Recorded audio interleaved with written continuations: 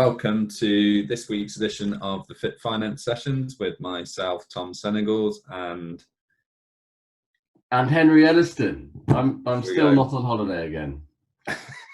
We'll get slicker at these intros, but yeah, we'll get better. And this week we are going to talk about ethical investing because we've just been nominated for Ethical Advocacy with our investment approach from the Wealth Partnership Awards. So really good to get the award, and it's something we've been trying to promote over the last few years, but I think equally it's becoming more and more commonplace to invest in a more sustainable way, impact investing and things like that, and clients are a lot more interested in either interest in that field or the investment returns from it. So Henry, I think you've been reading an article this week on that. Any thoughts to share? Yeah, there was an article in the Independent over the weekend actually about there was about ethical funds and the performance that they've seen over the last few years, and actually they performed very well and beaten their non-ethical counterparts in each of those last 3 years, which is tremendous, really. It's probably worthwhile, just for the benefit of our many listeners, just explaining how these funds and these portfolios are put together, because it is interesting, and one person's green and socially responsible is another person's I don't really mind about that.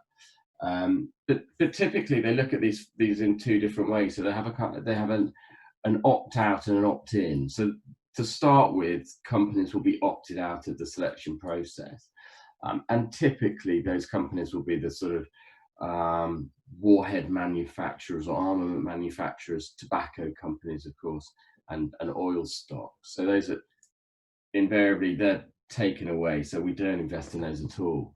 And then there's a second stage where they opt in, or they look to try to elevate perhaps the proportion that's in these other companies, and those are ones that demonstrate social responsibility. So they might actively be trying to be a net carbon zero producer, for example, or they might actively be trying to pay the national living wage rather than the national minimum wage or something like that.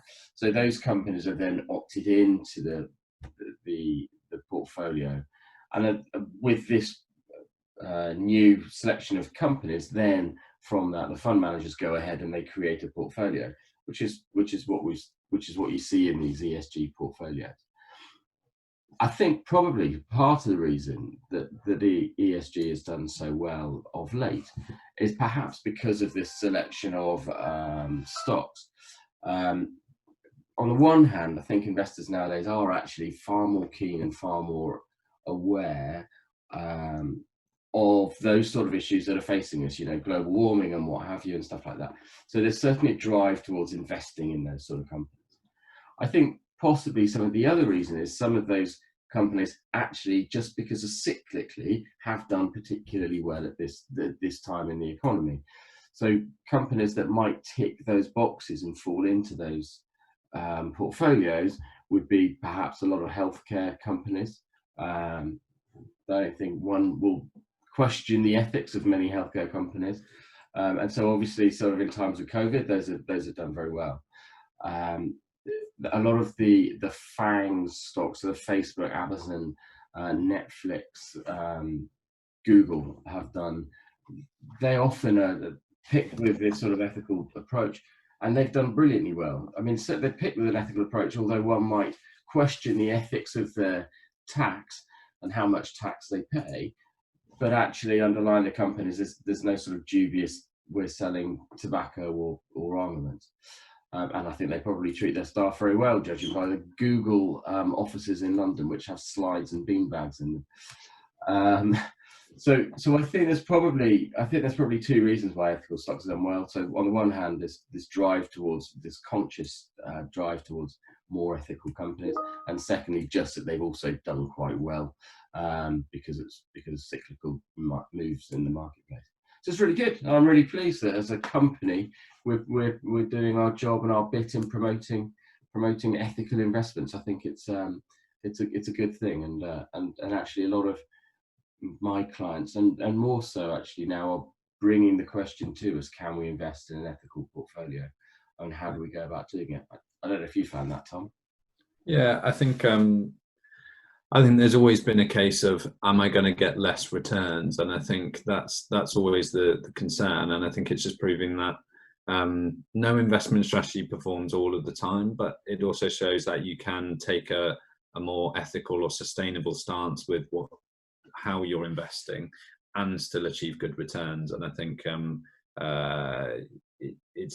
there's some reasons why those portfolios are doing well. Why, like you were talking about, healthcare, tech, as part of this cycle, they're the ones that have done well. So it's not purely because they're in an ethical or sustainable portfolio that's the reason they're doing well. Those areas have done well in this particular economic cycle. I think when you start looking over much longer term horizons, when you've had a big crash like COVID or in 2008, 3-year data does tend to kind of amplify certain areas. But having said that, those companies that are in the portfolios, in the ethical portfolios, are big, well-known companies that we're just deselecting some of the other ones that potentially, when looking into the future, might get left behind. That doesn't mean they're going to disappear. Oil's still going to be around for a very long time, and there's a lot of value play around oils, financials, car manufacturers, where there's still good returns to be had, and possibly very big returns given the recent prices. But I think it's a bit like people's food. Everyone wants to know kind of where it's coming from and asking a bit more detail about it. And I think it just proves you can skin a cat in many ways, and if we can do that in a nice way, that's great. I see a lot of clients kind of going half and half, and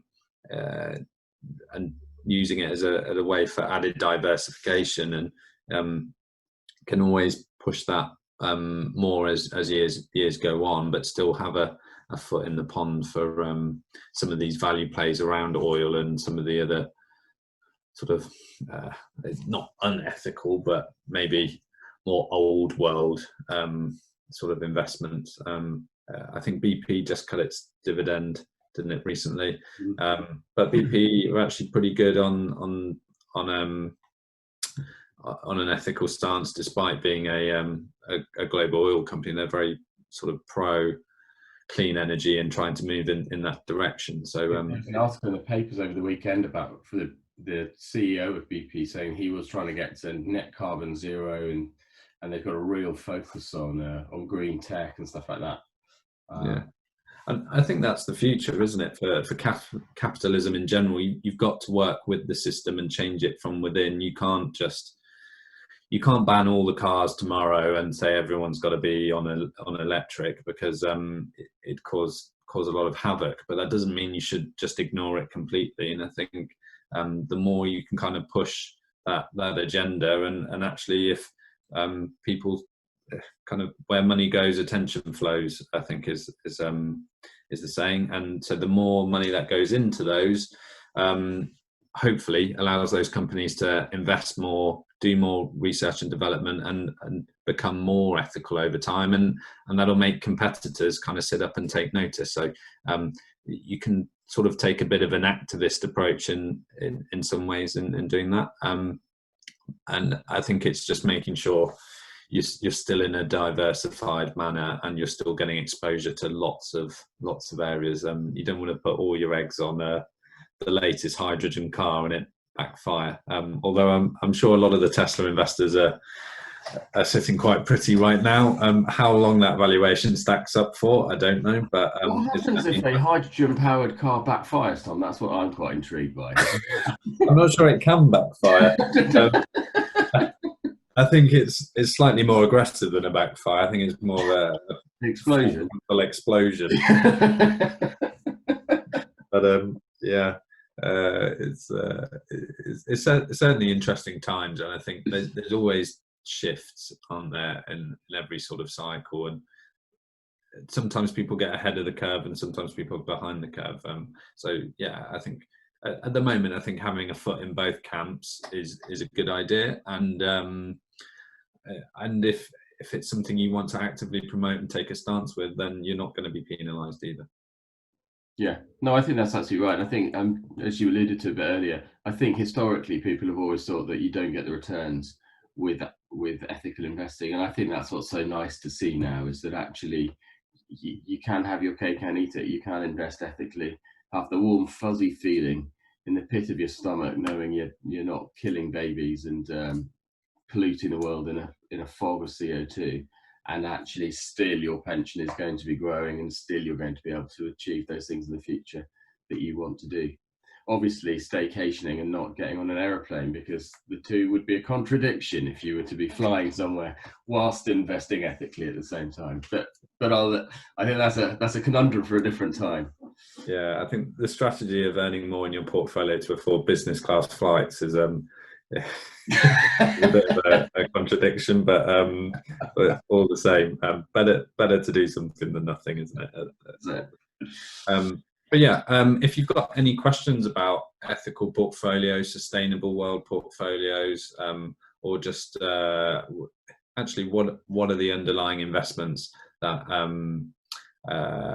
that clients go into, I think that there's always a lot of talk about diversification, what the portfolios are, mixture of bonds and equities, but quite often people don't really ask what's under the hood, and I think that's or under the bonnet in the UK, and I think it's people are starting to take more attention to what those are, and the reasons behind those decisions in portfolios. So if anyone wants us to explain specific strategies or why things are the way they are, then please comment below, and yeah, let us know.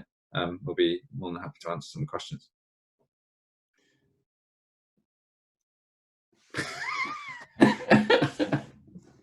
So on that note, we thank you for listening to our podcast. We'll be back next week, or Henry's probably on another holiday by then. You know what, you're absolutely right, I am. Thanks very much. 2 weeks off. So I'll have Tim back to keep us going, and yeah, we look forward to speaking to you again soon. Take care. Thanks very much. Bye bye.